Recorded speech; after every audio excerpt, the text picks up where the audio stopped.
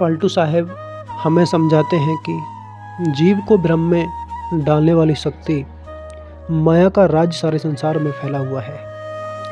साधारण लोगों की तो बात ही क्या, बड़े बड़े ऋषि मुनि योगी यति तपस्वी देवता और अवतार भी इसके जाल से बच नहीं सके। इसने सबको ठग लिया, संतों को छोड़, और कोई भी इसके हाथों लुटने से नहीं बचा। सारा संसार माया की लहरों में गोते खा रहा है। इसने सबको दुखी कर रखा है। माया का ही रूप धारण करके मनुष्य को लुभाती है। इसके मुंह में डूबा वह अपने सृजनकर्ता परमात्मा को भी बिल्कुल भुला देता है। माता पिता, पति पत्नी आदि सभी संबंधी, मित्र, धन संपत्ति, प्रभुत्व, यश, मान, प्रतिष्ठा सब इसी के रूप हैं। वास्तव में सारा संसार ही मायामय है। यहाँ सब कुछ भ्रम मात्र है, केवल धोखा है। यह बात ध्यान देने योग्य है कि माया शब्द का अर्थ धन संपत्ति भी है।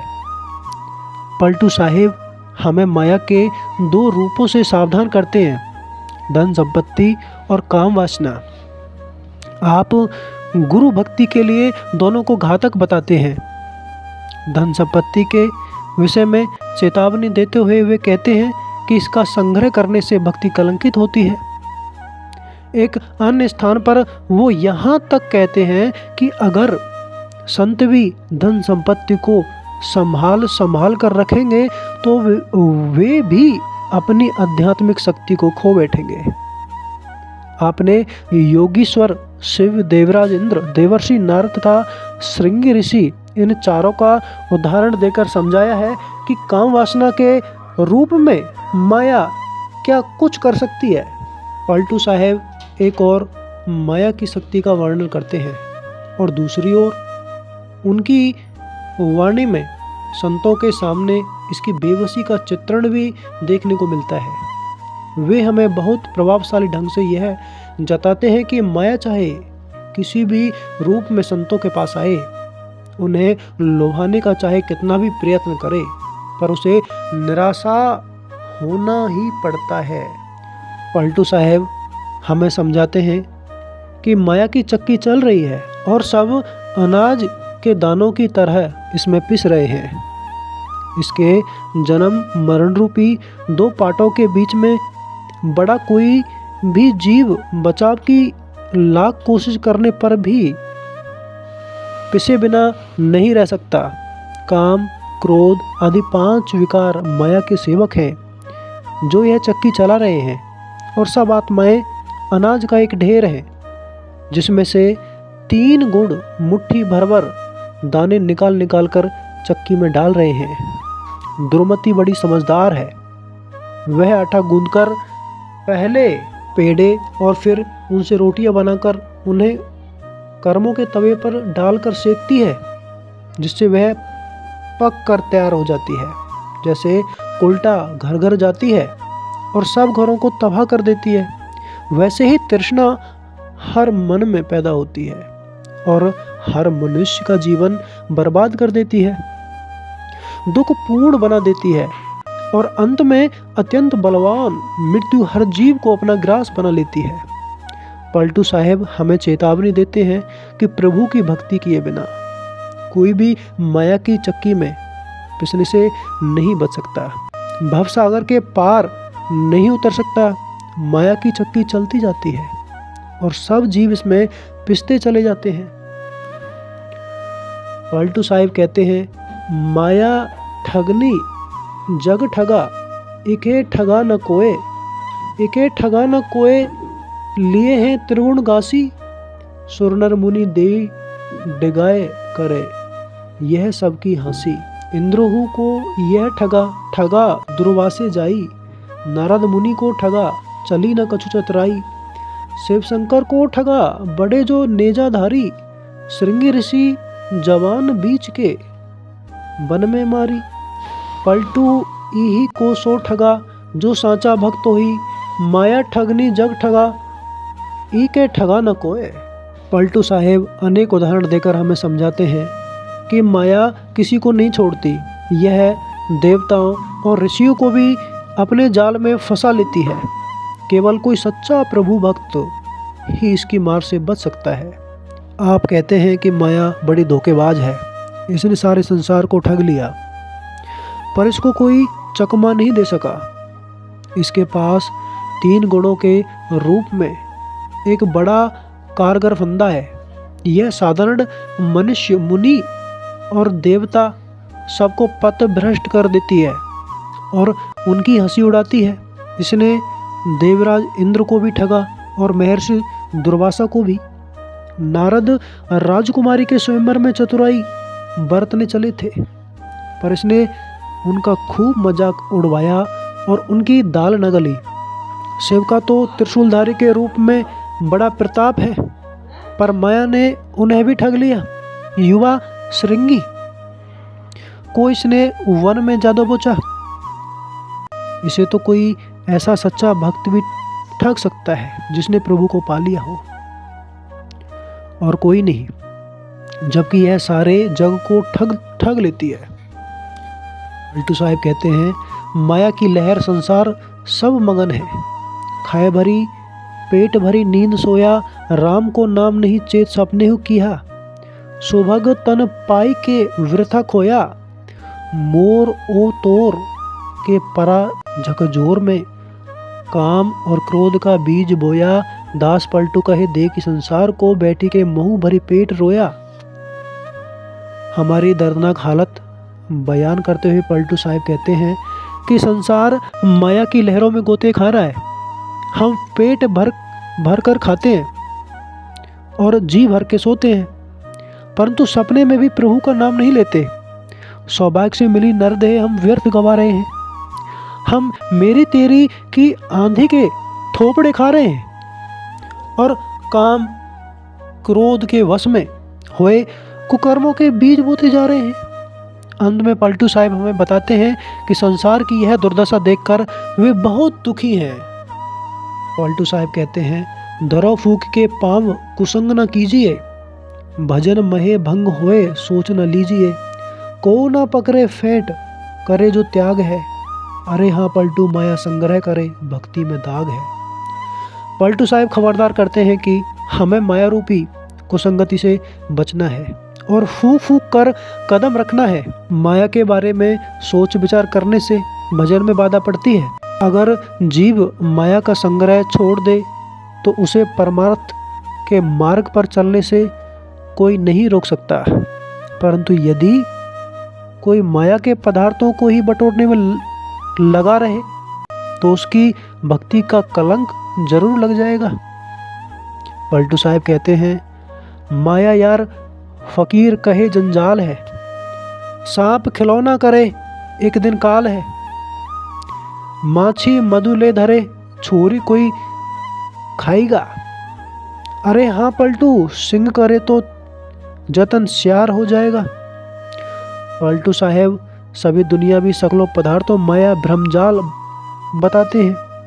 प्रकृति में माया से प्रेरित सब जीव जंतु अपने स्वभाव अनुसार कार्य करते हैं। जैसे सांप को यदि कोई खिलौना बनाकर अपने पास रखे तो एक दिन उसे वह सांप डसकर मार देगा। मधुमक्खियां शहद इकट्ठा करती हैं, लेकिन उसे खाता कोई और है। शेर अगर अपनी और शेरनी तथा बच्चों की भूख मिटा लेने के बाद शिकार के बचे मांस को संभाल कर रखने लगे तो वह गीदड़ जैसा हो जाएगा। पलटू साहब समझाते हैं, हमसे फर्क रहू दूर माया मौत तुलानी, आन के लेखे तुम अमृत लागहु, हमरे लेखे जस पानी, हमरे तुहु लौंडी, अस नाही औरन के लेखे घर रानी, औरन के लेखे तू पर्वत, हम राई समझानी, सगरो अमल करे हो, तू माया हम से रहो अलगानी, तीन लोक तू निकल गई है तेही पर नहीं अगानी। पलटू दास कहे बख्शे हो माया नरक की तू ही निशानी। इस पद में हमें सावधान किया गया है कि माया में फंसना नरक में गिरना है। खुद माया को संबोधित करते हुए पलटू साहब कहते हैं कि तू मुझसे फासला रख, मुझसे दूर रहे, सब तुझे अमृत समझते हैं, पर मेरी समझ में तो तू पानी के समान है। मेरे विचार में तू दासी के तुल्य भी नहीं है, जबकि और लोग तुझे घर की रानी मानते हैं। औरों की दृष्टि में तू पर्वत के समान है, किंतु मेरे लिए तू राई के दाने के समान है। तू सारे संसार पर शासन करती है, पर मेरे निकट तू मत आ, मुझसे दूर ही रहे। तूने तीनों लोगों को, जीवों को अपने मोह जाल में फंसा रखा है, फिर भी तेरा जी नहीं भरा। तू तो नरक की ही एक पक्की निशानी है, इसलिए मेरा पीछा छोड़ दे। पलटू साहब समझाते हैं, कुशल कहाँ से पाइए नागनी के प्रसंग, नागनी के प्रसंग जीव के भक्षक सोई। पहरू कीजे चोर कुशल कहवा से होई, रुई के घर बीच तहाँ पावक ले राखे। बालक आगे जहर राखी करके व चाखे। कनक धार जो होई ताही न अंग लगावे, खाया चाखे खीर गांव में शेर बसावे। पलटू माया से डेरे करे भजन में भंग, कुशल कहाँ से पाइए नागिनी के प्रसंग। पलटू साहब ने माया की तुलना नागिन, आग, जहर, तलवार की धार और शेर से करते हुए हमें समझाया है कि भक्ति में माया में संसार का मोह बाधक है। आप कहते हैं यदि चोर को ही पहरेदार बना लिया जाए तो किसी भी सलामती की आशा नहीं की जा सकती। उसी प्रकार माया रूपी नागिन की संगति में रहते हुए कोई भी सकुशल कैसे रह सकता है, क्योंकि वह नागिन तो जीवों की हत्यारिन है। माया की संगति करना ऐसे ही है जैसे रुई से भरे घर में आग लाकर रख देना या छोटे बच्चे के सामने जहर रख देना। आग रुई को जलाकर भस्म कर देती है, जबकि अनजान बच्चा जहर को खाकर अपने प्राण दे देता है। तलवार चाहे सोने की ही क्यों न बनी हो, उसे अपने अंग से कोई नहीं लगाएगा। यदि कोई खीर का शौकीन हो तो वह अपने गांव में दूध देने वाले पशुओं को मारकर खा जाने वाला शेर तो नहीं बसाएगा। इसी प्रकार हमें भी भजन में बाधा डालने वाली माया रूपी नागिन से डरना चाहिए।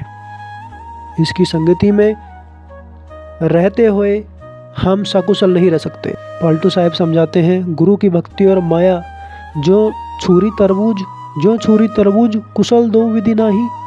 गिरे गिराए घाव लगे तरबूज माही, कनक कामनी बड़ी दो है तीछन धारा। तब बचे तरबूज रहे छुरी से न्यारा, छोट बड़ा कतमाल नहीं छुरी को दाया। बचे विवेकी संत गए जिन अंग लगाया।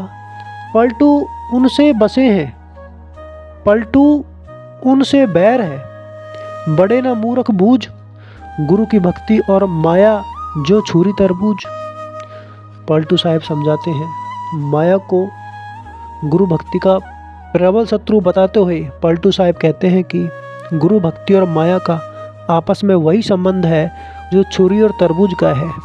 चाहे तरबूज छुरी पर गिरे या कोई तरबूज पर छुरी चलाए, कटता तो तरबूज ही है।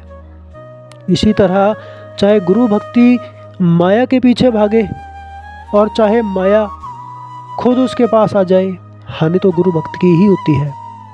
माया का कुछ नहीं बिगड़ता।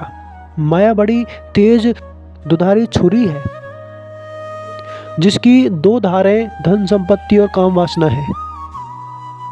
जिस प्रकार तरबूज तभी कटने से बच सकता है यदि वह छुरी के संपर्क में ना आए, उसी प्रकार गुरु भक्त भी अपनी गुरु भक्ति को तभी सुरक्षित रख सकता है यदि वह इस माया रूपी दुधारी छुरी से दूर रहे। कोई छोटा हो या बड़ा, यह छुरी किसी पर भी दया नहीं करती। यह बड़ी निर्दयी है, सबको मारती चली जाती है। केवल संत जो आंतरिक अनुभव से सच झूठ की पहचान कर चुके हैं इसकी मार से बचते हैं। इसे गले लगाने वालों की दुर्दशा होती है, लेकिन मूर्खों की समझ में यह बात नहीं आती कि माया उनकी दुश्मन है। पलटू साहब समझाते हैं, माया तू जगत प्यारी वे हमरे काम की नाही, द्वार से दूर हो लड़ी, रे पैठू ना घर के माही, माया आपू खड़ी बहे आगे, नैनन काजर लाए, नाचे गावे भाव बतावे, मोतिन मांग बराए, रोवे माया खाए पछारा, तनिक ना गाफिल पाऊं, जब देखो तब ज्ञान ध्यान में, कैसे मारी गिराऊं, रिद्धि सिद्धि दो कनक समाजी, विष्णु डिगन को भेजा, तीन लोक में अमल तुम्हारा, यह घर लगे न तेजा, तू क्या माया मोही नचावे, मैं हो बड़ा नचनिया, इहवा बानिक लगे न तेरी, मैं हो पलटू बनिया। माया को धुतकारते हुए पलटू साहब कहते हैं, अरे तू संसार भर की प्यारी है, पर मेरे किसी काम की नहीं, अरे उल्टा दरवाजे से ही दूर भाग जा, मेरे घर में मत घुस। अपने सामने माया की अत्यंत बेबसी पर तरस खाते हुए आप आगे कहते हैं कि मुझे छलने के लिए मनमोहक रूप बनाकर यह स्वयं ही मेरे सामने आ खड़ी हुई, आंखों में इसने काजल लगा रखा है और मांग को मोतियों की लड़ी से सजा रखा है, यह नाचती है, गाती है, हाव भाव दिखाती है, बेचारी रोती है, बार बार बेहोश होकर गिरती है, सोचती है कि पलटू तो क्षणभर के लिए भी मुझे गाफिल नहीं मिलता। जब भी देखती हूँ प्रभु की भक्ति में लगे रहते हैं, क्या उपाय करूँ जिससे इसका पतन हो और यह पथभ्रष्ट हो जाए। माया को पुनः संबोधित करते हुए पलटू साहब कहते हैं कि लक्ष्मीपति भगवान विष्णु मेरे पतन के लिए धन संपत्ति के साथ समृद्धि तथा चमत्कारी शक्तियों को भी मेरे पास भेज दिया, पर बात नहीं बनी। तू तीनों लोगों पर शासन करती है, पर मेरे घर में तेरा जोर नहीं चलेगा। अरे तू मुझे क्या नचाएगी, मैं तो अपने ही ढंग का एक कुशल नाचने वाला हूँ। तू मेरे पास चाहे कोई और भी वेश धारण करके आ जाए, मुझ पर कोई असर नहीं होगा। मैं बहुत समझदार व्यापारी हूँ, तेरे चंगुल में फंसने वाला नहीं। हम लोगों को भी समझना है कि जैसे हमारे गुरु महाराज बाबा उमाकांत जी माया के बारे में बताते हैं, सत्संग में कहते हैं, माया तो ठगनी भई, ठगत फिरे सब संसार, जो या ठगनी ठगे वहाँ को मेरा नमस्कार। तो गुरु महाराज ने माया को जोर देकर कि धन और स्त्री दोनों ही माया का स्वरूप है, इनसे हमको बचना है और लोगों को बचाना है। इसीलिए सत्संग में आओ, गुरु महाराज का सत्संग सुनो और इनसे बचने का उपाय पाओ। जय गुरुदेव।